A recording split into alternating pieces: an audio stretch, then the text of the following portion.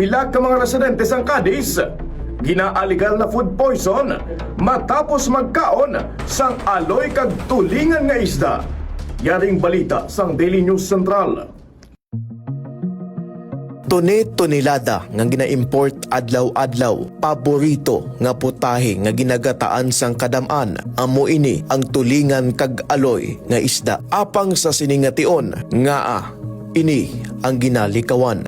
Base sa report, masobra 40 ka mga individual ang gilayon nga gindala sa emergency clinic sang Cadiz matapos nga ginaligar na food poison sang ilagin kaon nga isda nga aloy kag tulingan sa syudad sang Cadiz sang Lunes, Abril 6. Suno kay Mayor Salvador Escalante sang Cadiz City, napulo ka mga individual ang gindala na sa City Emergency Clinic, samtang ang apat naman ang may pre-existing conditions parehos sang asthma kag na-admit sa Cadiz District Hospital. Ang isa naman ang outpatient. Base sa investigasyon, ang mga isda nga nakaon sang mga ini ang naghalin pa sa Iloilo kag gindala sa Cadiz agud ibaligya. Ginpaandaman naman sang City Health Office ang Cadiz nga temporaryo anay nga likawan ang pagkonsumo sang amo nga mga isda. Ang apektado nga mga persona ang nakabatsyag sang sintomas